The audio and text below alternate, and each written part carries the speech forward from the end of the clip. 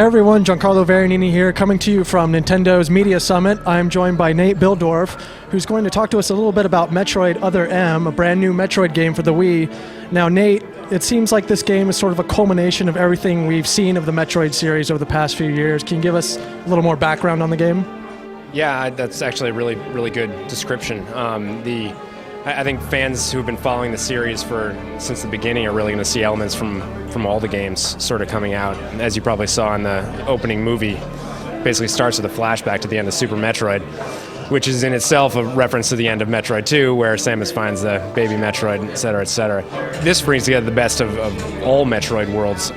And obviously it seems like a big aspect of this game is developing Samus's character. We get a little bit more insight into what she's thinking and sort of what she thinks about events that happened in previous Metroid games. Yeah, no, it's I mean, the chattiest she's ever been, certainly. I mean, the Metroid games have always been very sort of quiet, lonely games. You know, you got little bursts of story here and there, but by and large it was about, exploration and being by yourself. And there's certainly no lack of that. I mean, when you get into the actual gameplay, you're going to be doing quite a bit of that.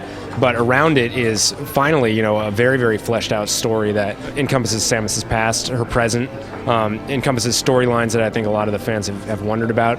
The story, I think, is one of the things that's going to keep people just playing hour after hour, not wanting to put the controller down, because it's Samus like we've never seen her.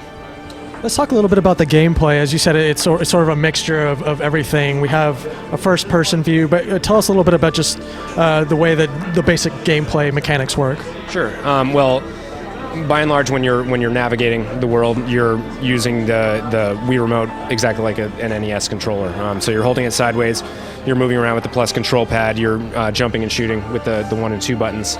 Feel very familiar, of course, to people who are familiar with the series. And you're moving on 2D and 3D planes, but by and large, there's a lot of sort of very 2D-ish platforming that it feels like as you explore, this derelict ship.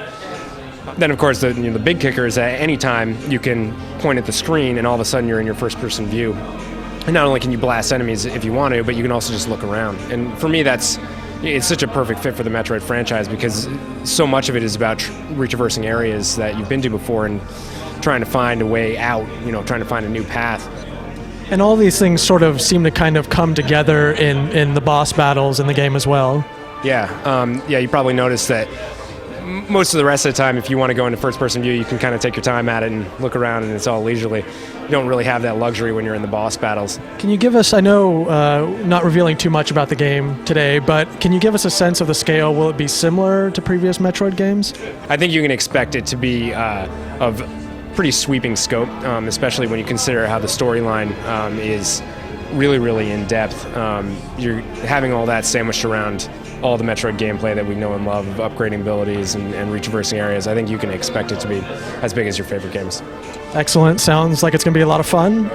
And stick with the GameSpot.com for more coverage of Nintendo's Media Summit.